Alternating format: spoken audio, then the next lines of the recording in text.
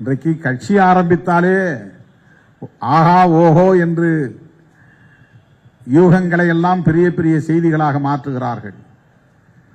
இப்போதே 20%, 24% என்றெல்லாம் எழுதுகிறார்கள். அடுத்த முதலமைச்சர் இவர்தான் என்று ஊடகங்களே வரிந்து கட்டிக்கொண்டு வலிந்து செய்தியை ஊதி பூதாகரப்படுத்துகிறார்கள். இன்னும் ஒரு தேர்தலில் கூட நிற்கவில்லை. வாக்குகள் எவ்வளவு என்பது யாருக்கும் தெரியாது. ஆனாலும் இந்த சமூகமும் இந்த ஊடகமும் எத்தகைய அணுகுமுறைகளை கொண்டிருக்கின்றன என்பதை நீங்கள் புரிந்து கொள்ள வேண்டும். இப்படிப்பட்ட இந்த சமூகத்தில் தான் அங்குலம் அங்குலமாக போராடி போராடி போராடி போராடி இன்றைக்கு இந்த அங்கீகாரத்தை நாம் பெற்றிருக்கிறோம்.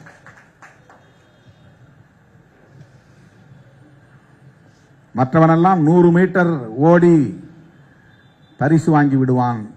நாம் 10,000 மீட்டர் ஓடினால்தான் அந்த பரிசை வாங்க முடியும்.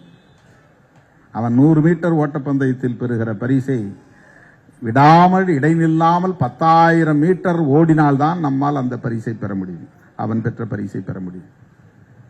அப்படி ஒரு கேடுகட்ட சமூகத்தில் நாம் களமாடிக்கொண்டிருக்கிறோம். ஒரு கட்சியாக ஏற்காமல் அதை புறந்தள்ளுகிற ஒரு சமூகத்தில் நாம் இருக்கிறோம். நமக்கு பின்னர் எத்தனை கட்சி தோன்றினாலும் அந்த கட்சியை முன்னால் எழுதி நம் கட்சியை பின்னால் எழுதுகிற உளவியல் கொண்டவர்களின் ஆதிக்கம் நிறைந்த இந்த சமூகத்தில் நாம் போராடி கொண்டிருக்கிறோம்.